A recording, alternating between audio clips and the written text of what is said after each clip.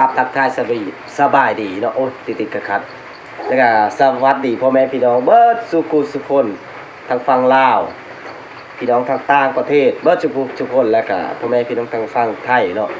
เป็นจังได๋พ่อแม่พี่น้องมื้อนี้อยู่บ้านเมืองฝนตกพายุเข้าแน่ก็คอมเมนต์เข้ามา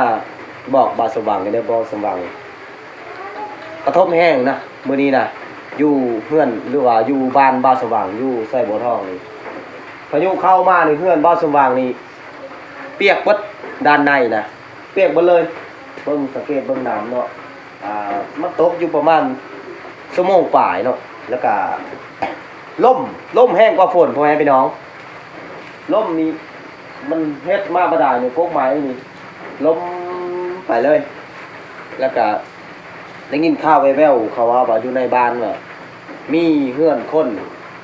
ชื่อกกไม้ฮักครับเนาะเดี๋ยวบ้านสว่างสิพาพี่พาน้องไปเบิ่งว่าสภาพเสียหายหลายซ้ำใดเนาะเบิ่งสภาพเฮือนบ้านสว่างพ่อแม่พี่น้องหานยิบเครื่องสาวนางน้อยเปียกเบิดนี่จักเย็บผ้าแล้วก็จักแซกแล้วออกเบิดนี่เครื่องที่ห้อยไว้อยู่นี่เปียกเบิดเลยแล้วเอาเข้ามาไว้อยู่ในเฮือนเลยเอาเข้ามาไว้อยู่ในเฮือนเปียกเบิดน้องไผว่าให้ยานลมแห้งนะเบิ่งฟ้าหลังฝนก็คันเบิ่งฟ้าหลังฝนนี่ก็มันก็สวยงามอยู่เสมอเนาะทุกคนแต่ว่าตอนฝนตกนี่ตกบ่ได้เลยหายแห้งมีแต่ลมมีแต่ฝนเนาะเบิ่งมีแต่น้ำมีแต่ไนนะแถวนี้นะเดี๋ยวเฮาไปเบิ่งตอนนี้ก็ฝนก็ยังบ่หยุดอยู่ได้ยังยิบอยู่นี่เบิ่งพ่อแม่พี่น้องพายุมานี่พายุมามื้อนี้นี่บ่สว่างแลนเข้ามานี่กกเงี้ยวใหญ่นี่เข้าบ้านก่อนเลยบ่สว่างมาบ่ทันทุกคนกงเงียวใหญ่นี่ลงมานี่เสียหายนักทุกคนเงินหลังมักใหญ่นะเสียหายนักโอ้เบิ่งกงมังเงียวเนาะเบิ่งมังเงียวกับกำลังสิสุกมังเงียวก็ได้นี่มังเงียวหรือว่าพ่อแม่พี่น้องเขาเอิ้นมากอย่างก็มักคอแลนเนาะกกนี่กกใหญ่เลยอยู่ใกล้เฮือนเนาะเด้กำลังสิเป็นหนุน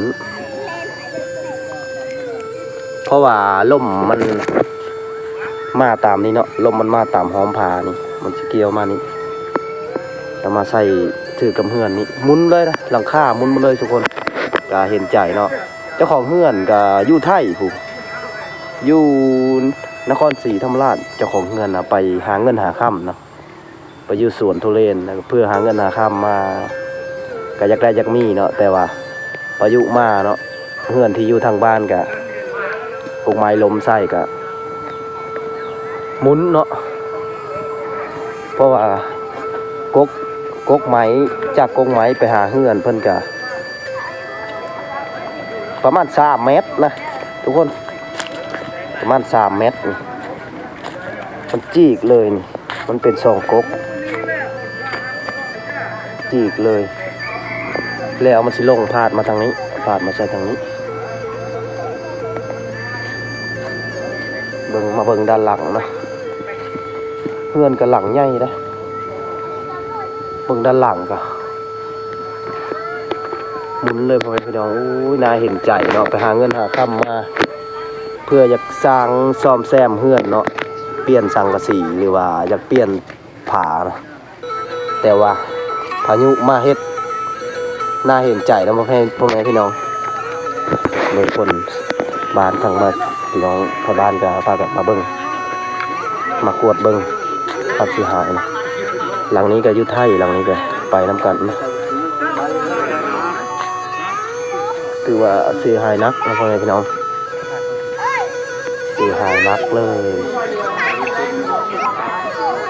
เสียหายนักเลยเนาะไม้แปะฮักแล้วก็สังกะสีกับรถอยู่ประมาณ20 กว่าแผ่นนะสังกะสีนะ20 กว่าแผ่นนะสังกะสีก็ดีแหละคนบ่อยู่ในเฮือนเนาะ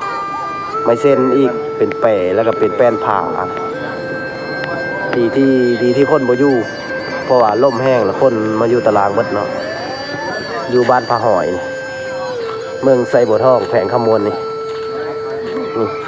เมื่อนี้วันจันทร์เลยพ่อแม่พี่น้องเลขที่01 204นะผู้ใดข้อหวยข้อเลขกันมาเบิ่งนี่ก็ชาวบ้านเพิ่นก็มาซอยเรือเหลาข้าวในหลังคาไปเลยพ่อแม่พี่น้องเหลาข้าวนี่หลังคาไปเลยนี่เหลาข้าวนี่ไปเลยนี่ผู้มาซอยเรือนี่ผู้มาซอยเรือนี่ก็เดียวกิน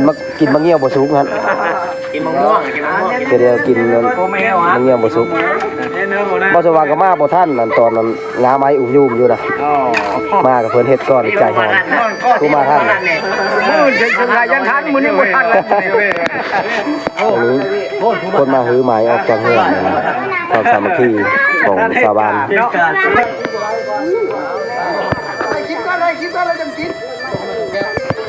บ่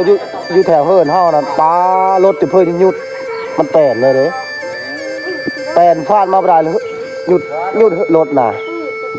แปดบ่ได้ห้ามรถพอดีเบิ่งงามมันงามอ่ะเขาแล่นงามมาเงี้ยวนะทุกคนเสียดายบ่สว่างเสียดายมากอันนี้เพราะแต่ละปีแล้วเอาไปขายตลาดกำลังขี้สุกมากนี่ลายอีหลีล้อเพราะว่ามันนักอันนี้แน่เนาะแล้วก็ล่มมันเป็นพายุฤดูร้อนเนาะแล้วทางบ้านพ่อแม่พี่น้องบ่ฮู้ว่าสิแห้งซำใดเนาะเป็นนุ่นแล้วนะนี่เป็นนุ่นเลยเป็นนุ่นเลยนี่ลายแห้งเพราะว่ามันเป็นกกใหญ่เด้มากอันนี้นะแต่ว่ามันอยู่ใกล้เฮือนเนาะเด้ต่อมันอยู่นั้นลมมาใส่เฮือนนี่ก็เมิดอยู่ประมาณ20ปลายกว่าแผ่นแล้วก็ไม้เส้นอีกเป็นไม้เส้นเป็นแปะเป็นอย่างนี้เสียหายแห้งนะเครื่องทั้งในเฮือนก็เสียหายนะระบบไฟก็ขาดเบิดก็น้องเพิ่นก็มาซอยเหลือพื้นไม้ออกมาบันนั่นต้นไม้นี่บ่สงมาบ่ทันเนาะต้นไม้มันล้มแล้วมันฟาดมันค้างอยู่เทิงเฮือนเลยแหละเพิ่นว่านะค้างอยู่เทิงเฮือนเลยเพิ่นเอาจักร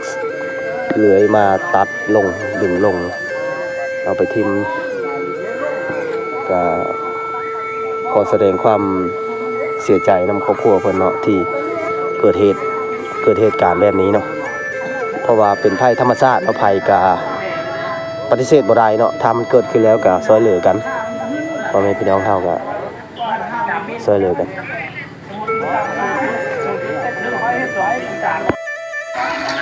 ทุกคนก็กลับเมื่อไรมาเดี๋ยวบ่สว่างสิออกเมื่อไรทุกคนกลับก่อนค่ำเลยเพราะว่าถ้ำเล่ของบ้านเฮานะมันมีหอมผ่านะพ่อแม่พี่น้อง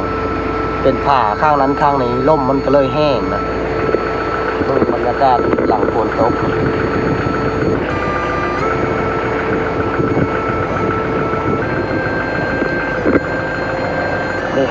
มันมีหอมผ่านะมีผ่าข้างนั้นข้างนี้เลยเฮ็ดให้ล่มแห้งนะ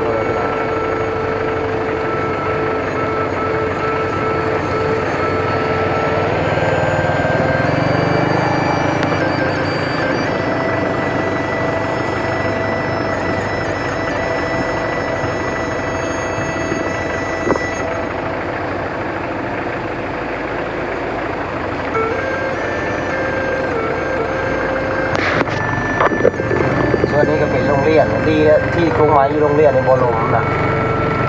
อันนี้เป็นโรงเรียนอนุบาลโรงเรียนของน้องนาวินบรรยากาศว่าฟ้าหลังฝนก็คือว่าสวยงามเสมอแหละแต่ว่าตอนที่ฝนตกนี่ที่มันบ่สวยงามเลยพี่น้องจะเกิดมีลมมีพายุพร้อม